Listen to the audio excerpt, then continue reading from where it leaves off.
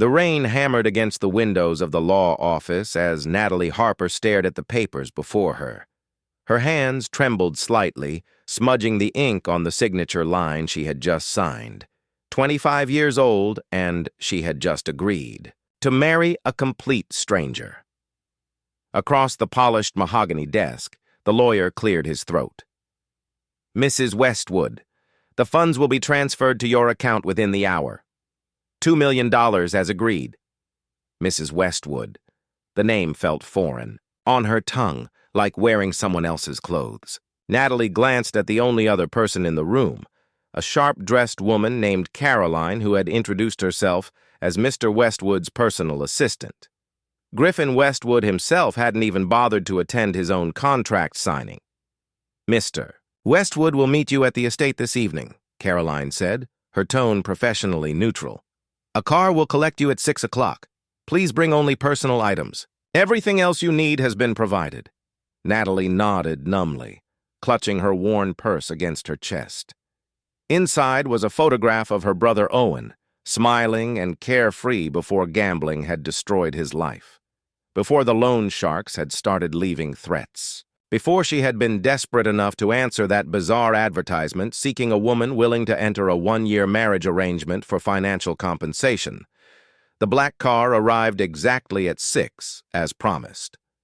Natalie watched her small apartment disappear through the rear window, wondering if she would recognize herself when she returned in 12 months. The drive took over an hour, leaving the city behind for rolling hills and dense forests. Finally, they turned through massive iron gates onto a private road that wound through perfectly manicured grounds. The Westwood estate rose before her like something from a Gothic novel. 3 stories of gray stone and tall windows, surrounded by gardens that probably required a full-time staff. It was beautiful and imposing in equal measure, and it would be her prison for the next year. Caroline met her at the front entrance, her heels clicking on the marble floor as she led Natalie inside. The interior was stunning, all high ceilings and expensive artwork, but it felt cold, unlived in, more like a museum than a home. "Your rooms are on the 2nd floor, East Wing," Caroline explained, her voice echoing in the vast space.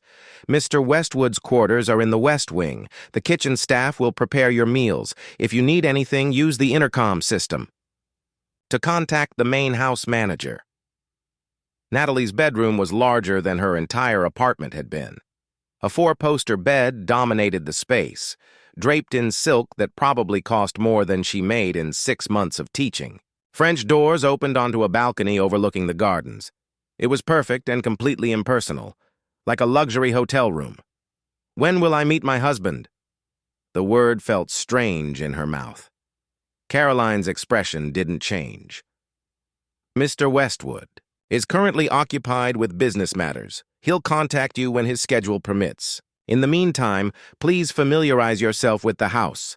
The library and gym are available for your use. The East Wing study has been set up as a workspace if you need it." Then Caroline was gone, her footsteps fading down the hallway, leaving Natalie alone in her gilded cage. She unpacked slowly, hanging her simple clothes in a closet designed for someone with 10 times her wardrobe. The contrast was almost funny.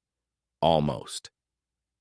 That night, Natalie lay awake in the enormous bed, listening to the house settle around her. Somewhere in this vast building was the man she had married, Griffin Westwood. She had seen exactly 3 photographs of him during the vetting process. Dark hair, strong features, eyes that seemed to look through the camera rather than at it. Handsome in a harsh, uncompromising way. The file Caroline had provided listed his age as 34, his occupation as technology entrepreneur, his net worth as substantial enough to make $2 million seem like pocket change. But it told her nothing about who he actually was or what he needed a contract wife for. The first week passed in a blur of solitude.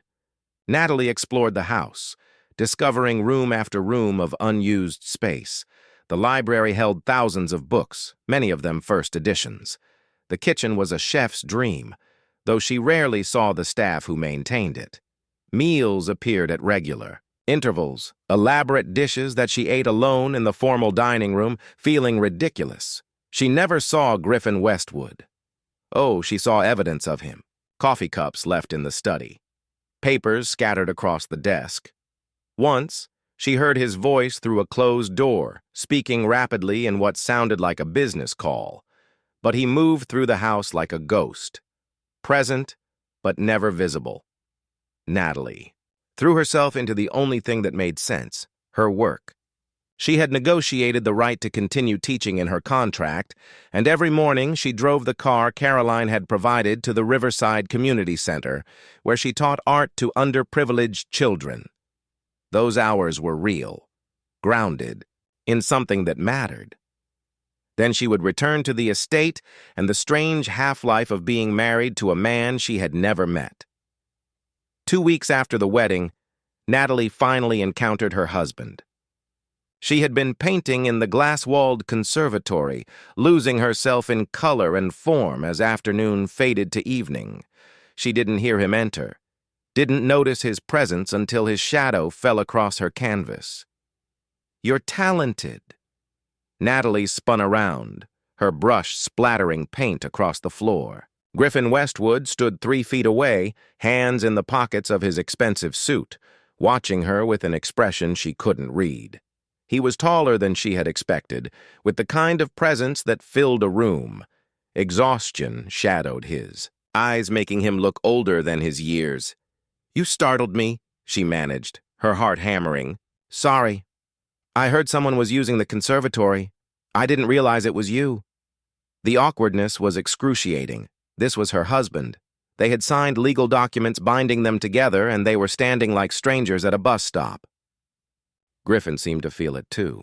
His jaw tightened, and he glanced away. "I apologize for my absence. Business has been demanding." "I understand. That's part of our arrangement, isn't it? Separate lives." Natalie heard the edge in her own voice and regretted it immediately. Griffin's eyes snapped back to her, something flickering in their depths. For a moment, she thought he might say something real, something honest. Instead, he simply nodded. "Caroline will provide you with a credit card for personal expenses. Buy whatever you need. If you have questions about the household, direct them to her." Then he was gone, disappearing as quickly as he had appeared, leaving Natalie alone with her paints and 1,000 questions she had no right to ask. That night marked a change. Though she still rarely saw Griffin, Natalie became more aware of his presence in the house.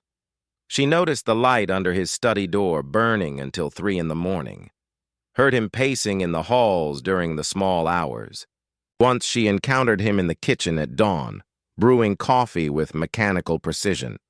He had looked at her with red-rimmed eyes, muttered something about an early meeting, and vanished. He was running from something, or toward something. Either way, Griffin Westwood was a man being consumed by whatever drove him. Natalie found herself watching for signs of him, piecing together a picture from fragments. The medical journals left open in his study. The phone calls conducted in tense, hushed voices. The way he sometimes pressed his hand to his chest as if in pain when he thought no one was looking. She told herself it wasn't her business. They had an arrangement, nothing more. She was being paid to wear his ring and live in his house for 1 year. After that, she would take her money, help Owen rebuild his life, and return to her simple existence. Getting involved with Griffin Westwood's secrets would only complicate things. But late at night, lying in her massive bed, Natalie couldn't stop thinking about the man in the West Wing. The husband she didn't know, who had bought her presence, but seemed determined to maintain every possible distance between them. Something was wrong in this house.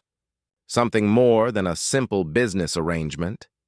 And despite every logical reason to stay out of it, Natalie felt herself being pulled deeper into the mystery of Griffin Westwood. Her 1-year contract had 50 weeks remaining, and she had a feeling they would be nothing like she had expected. 3 months into the marriage, Natalie had settled into an odd routine. She taught her art classes each morning, spent afternoons exploring the extensive grounds, and evenings reading in the library. Griffin remained a phantom presence, glimpsed, occasionally but never truly present. They had shared perhaps a dozen conversations, all brief and painfully polite. Then everything changed on a Thursday afternoon in late autumn.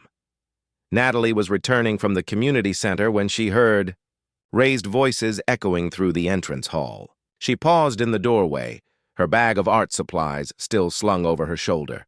A young woman stood in the center of the marble floor, gesturing wildly at Caroline, who looked more flustered than Natalie had ever seen her. "I don't care what. His schedule says," the woman was saying, her voice sharp with frustration. "I'm his sister, not some business associate who needs an appointment. Miss Westwood, if you would just allow me to check with Mr. Westwood first." "Iris. My name is Iris, and I've been calling for weeks. He won't answer my calls, won't respond to messages. I flew across the country because I'm worried about him." Natalie cleared her throat softly, and both women turned toward her. Iris Westwood was petite and fierce, with the same dark hair as her brother but warmer eyes. She wore jeans and a leather jacket, a stark contrast to Caroline's corporate polish. "You must be the wife," Iris said, her eyes widening as she took in Natalie. "The one no one bothered to mention existed. Natalie Harper. Natalie Westwood." She still stumbled over the name.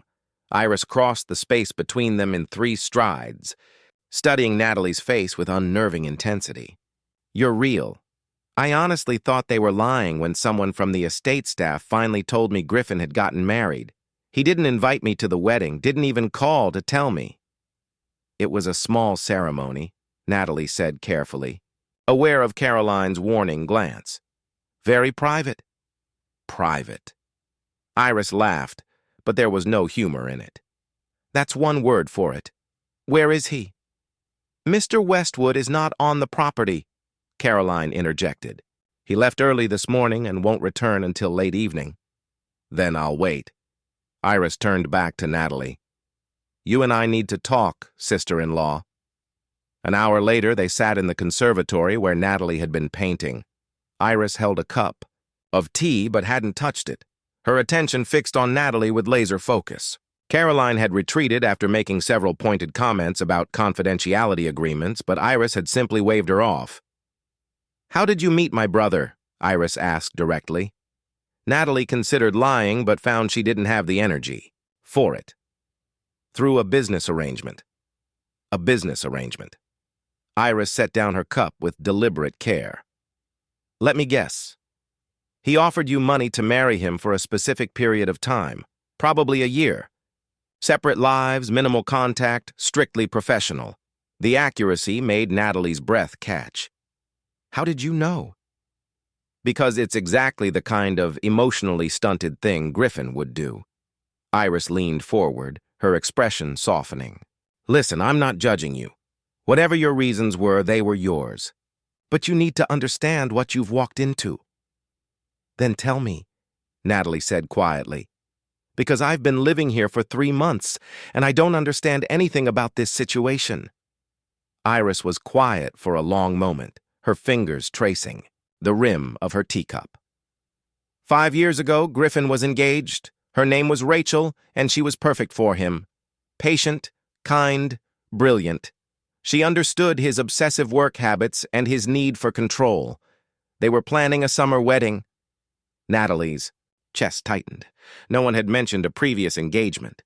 "Rachel had a rare genetic condition," Iris continued, her voice dropping. "Something called Vascari syndrome. It's degenerative, affects the cardiovascular system. She seemed healthy for years, managed it with medication. Then one night she collapsed at a charity gala. She died 3 days later in the hospital, with Griffin holding her hand." "I'm so sorry," Natalie whispered. "After that, Griffin changed. He buried himself in work, pushed everyone away. Our parents died when we were young, and our grandmother raised us. She passed away 2 years ago, but before she died, she changed her will. She left Griffin the company and her entire fortune, but with conditions.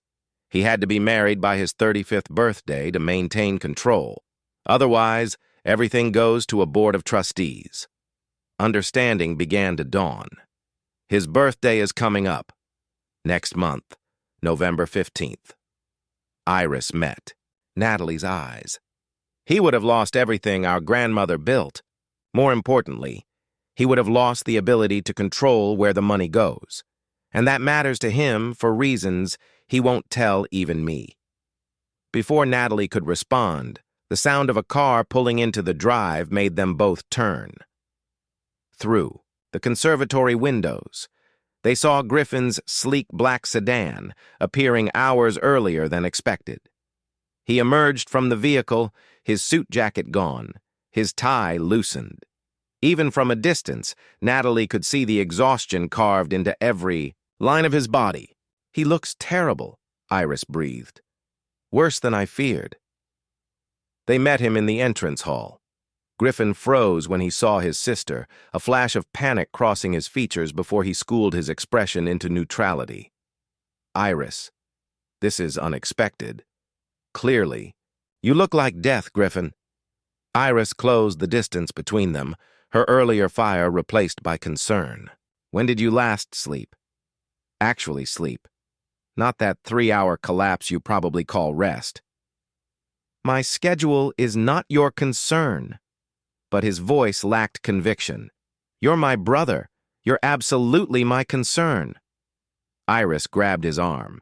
"And now, you have a wife who's also concerned whether you want her to be or not." Griffin's gaze shifted to Natalie, and for the first time since she had known him, she saw genuine vulnerability in his eyes.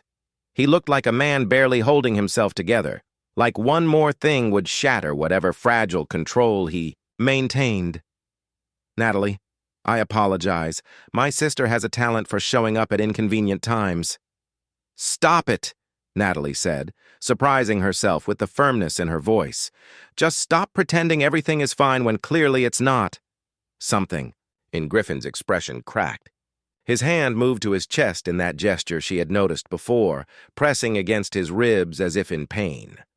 Then his knees buckled. Both women lunged forward, catching him before he hit the marble floor. Up close, Natalie could feel the heat radiating from his skin, see the way his breathing had gone shallow and rapid.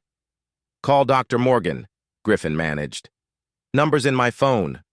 Iris was already pulling out her own phone, her fingers flying across the screen. Natalie helped lower Griffin to the floor, cradling his head in her lap.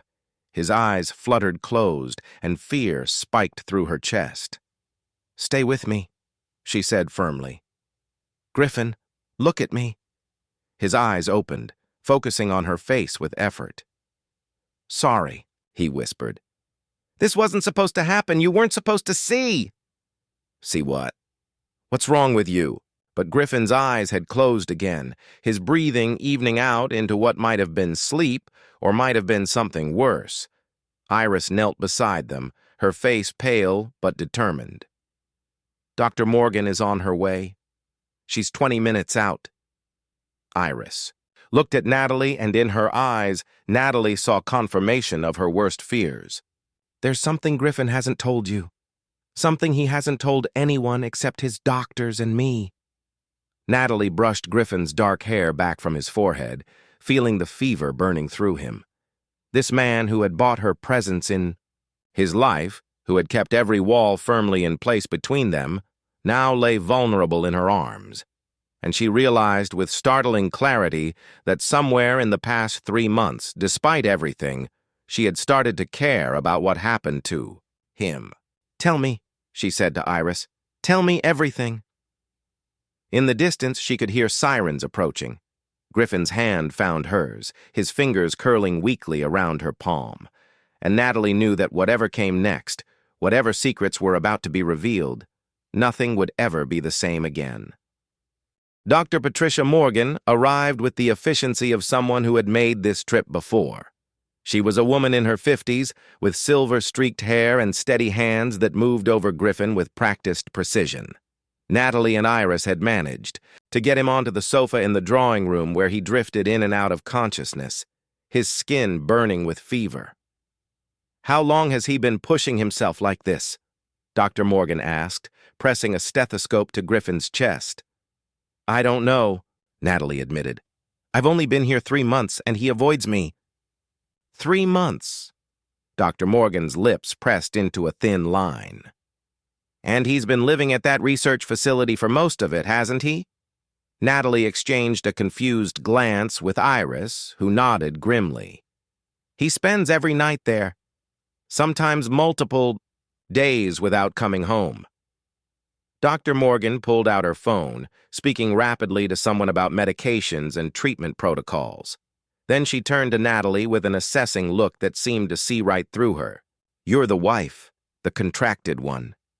Heat flushed Natalie's cheeks, but she lifted her chin. Yes. Good. Then you have legal authority to make decisions if he can't. Dr. Morgan began preparing an injection. Iris, help me get him to his bedroom.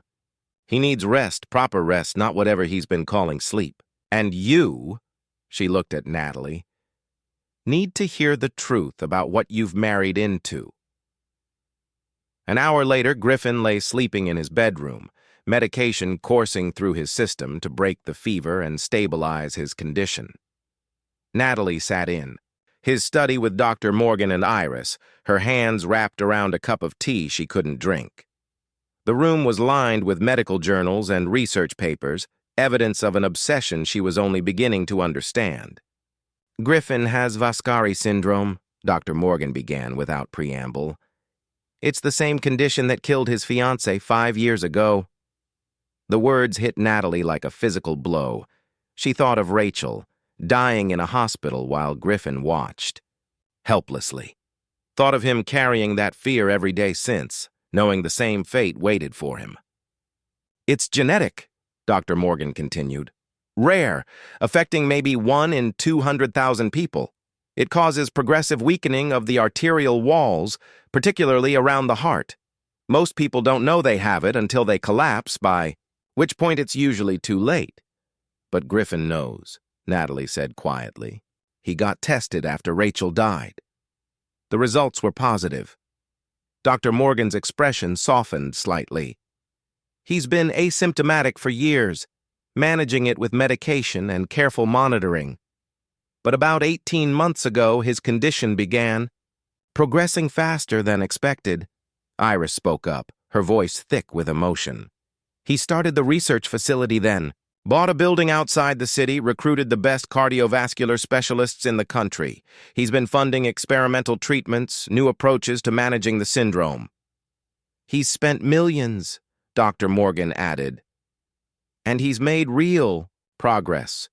We've developed treatments that show promise, protocols that could help not just him, but everyone with this condition. But the work is expensive and time-consuming, and Griffin has been burning himself out trying to accelerate the timeline. Natalie felt tears sliding down her cheeks. Because he's running out of time. We all are in one way or another. But yes, Griffin is acutely aware that every day matters. Dr. Morgan leaned forward. His grandmother's will required him to be married to maintain control of the company and fortune. Without that money, the research facility closes. Everything he's built, all the progress we've made, disappears. He needed to fulfill the will's conditions, but he refused to trap someone in a real relationship when his future is so uncertain. So he found me, Natalie whispered. Someone who needed money badly enough to agree to a contract. Someone he could keep at arm's length. Someone he thought he couldn't hurt when the inevitable happened, Iris said gently. Griffin has spent 5 years protecting himself from attachment. He won't let anyone close because he's terrified of leaving them, behind the way Rachel left him. Natalie stood abruptly, pacing to the window. Below, the estate gardens stretched into darkness, peaceful and beautiful.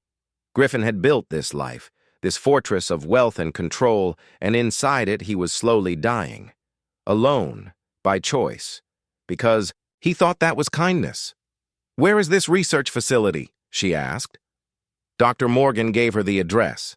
But he won't want you there. He's made that very clear. I don't care what he wants, Natalie turned to face them, decision crystallizing in her chest. I care about what he needs. The next morning, Natalie drove to the research facility. It was housed in a modern building of glass and steel, tucked into a business park outside the city. She found Dr. Raymond Cole, the lead researcher, in a laboratory filled with equipment she didn't understand. Dr. Cole was a thin man with kind eyes and the distracted air of someone who lived primarily in his own mind. He seemed unsurprised by her appearance. "You're Griffin's wife. He mentioned you might show up eventually. Did he also mention that he collapsed yesterday from exhaustion?" "That," Dr. Cole sighed, "does not surprise me. Your husband is brilliant and stubborn in equal measure. He's been practically living here, reviewing every piece of data, pushing us to work faster." "Show me," Natalie said. "Show me what he's been doing."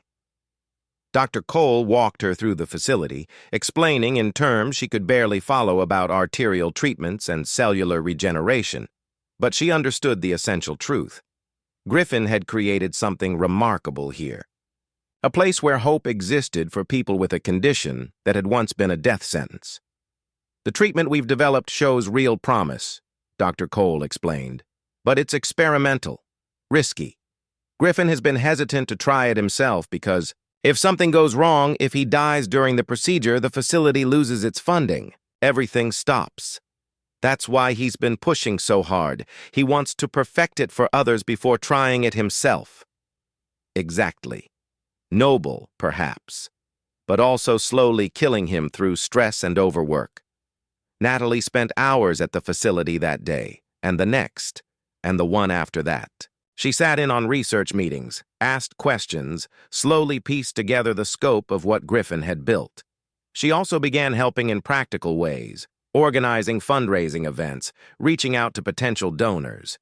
If Griffin wouldn't try the treatment because of funding concerns, then she would secure enough money to ensure the facility could continue without him. Griffin, meanwhile, recovered from his collapse, but remained subdued. He found Natalie in his study one evening, surrounded by grant applications and donor lists. "What are you doing?" he asked quietly. "Helping? Or trying to?" She looked up at him, taking in the dark circles under his eyes that never quite disappeared. "Iris told me everything. Dr. Morgan filled in the rest." Griffin's jaw tightened. "They had no right. They had every right. I'm your wife, Griffin. Maybe not in the way you intended, but legally. That's what I am." She stood, crossing to where he stood rigid in the doorway. "You're funding research to cure a condition that's killing you, but you won't try the treatment because you're afraid of what happens to everyone else if it fails. You've been burning yourself out trying to perfect something that might save your life. Because you think your life matters less than the research. The research does matter more," he said flatly. "Rachel died because no treatment existed. I won't let others die the same way just because I'm impatient or afraid. And what about the people who care about you? What about Iris, who flew across the country because she's terrified of losing her brother? What about Dr. Morgan and Dr. Cole who believe in you?" Natalie's voice dropped. "What about me?" Griffin's eyes snapped to hers, something desperate, flickering in their depths. "You don't know me, Natalie. This arrangement was supposed to be simple. You needed money. I needed a wife on paper, that's all." "That was all," she agreed. "But things changed. I changed them. You can push me away all you want, but I'm not leaving." For a moment, she thought he might argue. Then his shoulders sagged, the fight draining out of him. "Dr. Cole called today. The latest round of testing on the treatment showed complications. Side effects we hadn't anticipated. I need to push back the timeline again, run more trials. How much time do you have?" The question came out barely above a whisper. Griffin met her eyes, and she saw the truth there before he spoke. "Less than I thought. My condition is progressing faster.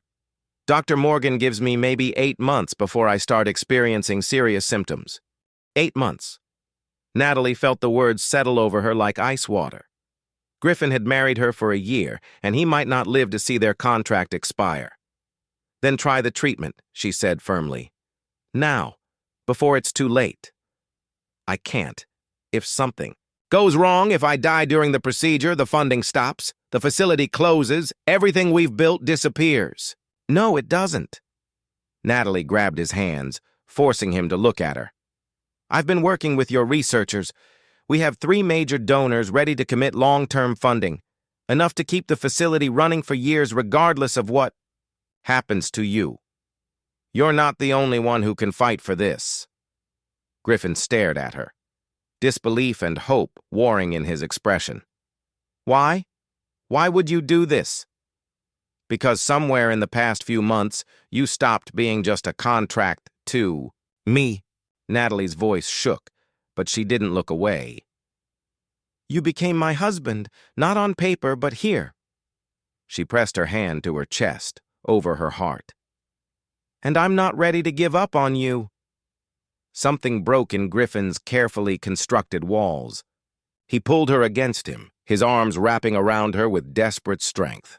I'm so tired, Natalie. I'm so tired of fighting alone. Then stop, she whispered into his shoulder. Stop fighting alone. That night they talked until dawn. Griffin told her about Rachel, about the guilt of surviving when she hadn't, about the terror of facing the same fate. Natalie told him about Owen, about the shame of selling herself to save her brother, about the loneliness of living in this beautiful house with a ghost for a husband. And slowly, they became real to each other. 2 weeks later, Dr. Morgan called, with news that made Natalie's blood run cold. Griffin's latest tests showed accelerated deterioration. They had maybe 4 months now, not 8. The treatment was still experimental, still risky, but it was also his only chance. Griffin called a meeting with his researchers, Dr. Morgan, Iris, and Natalie. They sat around the conference table at the facility, and Natalie watched her husband address his team with the same focus he brought to everything. I'm going to try the treatment, he said simply, not because I think I'm special or because my life matters more than the research, but because someone I trust very much reminded me that I'm not fighting just for myself anymore. His eyes found Natalie across the table, and she felt the weight of everything unspoken between them. There's one more thing, Griffin continued. He pulled a thick folder from his briefcase, the same folder Natalie recognized from their contract signing. My wife and I had a business arrangement, 1 year of marriage in exchange for financial compensation, but arrangements can be renegotiated. He stood, walked to the room's fireplace, and threw the contract into the flames. Natalie watched their agreement burn, her heart in her throat. When Griffin turned back to her, his expression was open in a way she had never seen. Natalie Harper Westwood. I would very much like to start over, not as parties to a contract, but as 2 people who somehow found each other in impossible circumstances. He held out his hand. Will you stay with me? Not because you have to, but because you choose to? Natalie crossed the room and took his hand, tears streaming down her face. I already chose. The moment you collapsed in my arms, I chose. Every day since then, I've been choosing you. Griffin pulled her close, and for the first time since she had known him, he kissed her. It was soft and desperate, and full of promises neither of them knew if they could keep. But it was real. The treatment was scheduled for the following week. The night before, Natalie lay beside Griffin in his bed, their fingers interlaced in the darkness. I'm afraid, he admitted quietly. Me too. She turned to face him. But we're afraid together. That makes a difference. Does it? Yes, because whatever happens tomorrow, you won't be alone. And neither will I. The procedure took 8 hours. Natalie sat in the waiting room with Iris, both of them jumping at every sound, every opening, door. Dr. Morgan emerged twice to give updates, her expression carefully neutral. The treatment was progressing. Griffin was stable. They needed to wait. When Dr. Cole finally appeared, his face was exhausted but smiling. He made it through. The treatment took. We won't know for weeks if it's working long-term, but the initial signs are promising. Natalie's knees nearly buckled with relief. Iris caught her, and they held each other, crying and laughing in equal measure. She was allowed to see Griffin an hour later. He lay in the recovery room, surrounded by monitors, his face pale but peaceful in sleep. Natalie pulled a chair beside his bed and took his hand. His eyes fluttered open. "Hey," he murmured. "Hey yourself." She brushed his hair back gently. "You scared me." "Sorry." "Habit." His fingers tightened around hers. "Thank you. For everything. For not leaving when you learned the truth. For fighting for this when I was too afraid to try." "That's what families do," Natalie said softly. "They fight for each other." Family. Griffin's eyes drifted closed again, a small smile on his lips. "I like the sound of that." 6 months later, Natalie stood in the conservatory, where she had first encountered Griffin, adding finishing touches to a painting. The gardens beyond the windows were in full spring bloom, alive with color. Behind her, she heard familiar footsteps. Griffin's arms came around her waist, his chin resting on her shoulder. "It's beautiful." "It's us," Natalie said, tilting her head to look at him. The painting showed 2 figures walking through a garden, their hands linked, facing toward light breaking through storm clouds. Griffin had made it through the treatment. The Vascari syndrome was in remission, his latest tests showing remarkable improvement. Dr. Cole called it a miracle. Dr. Morgan called it excellent medicine. Griffin called it a second chance he never thought he would get. They had turned the guest wing into a real art studio for Natalie. Griffin had reduced his work hours, spending more time at home, learning to be present instead of constantly running. They hosted Iris for long weekends and supported the research facility together. They were building a life, messy and imperfect and completely real. "I love you," Griffin said quietly, the words still new enough to make Natalie's heart skip. "I don't think I've said that enough today." "You said it at breakfast," Natalie laughed. "And again when you brought me coffee an hour ago." "Then I'm behind schedule." He turned her in his arms, his expression soft with the openness he had learned to show. "I love you, Natalie Westwood. Thank you for seeing past the contract to who I could be. Thank you for not giving up on me when I had given up on myself." Natalie reached up to kiss him, tasting coffee and morning and the promise of all their tomorrows. "Thank you for letting me in, for being brave enough to try." Through the conservatory windows, sunlight streamed across the gardens, warming the space where they stood. And for the first time since she had walked into this house 10 months ago, Natalie felt completely at home. Their contract had expired. Their marriage, the real one they built from honesty and choice and love, was just beginning.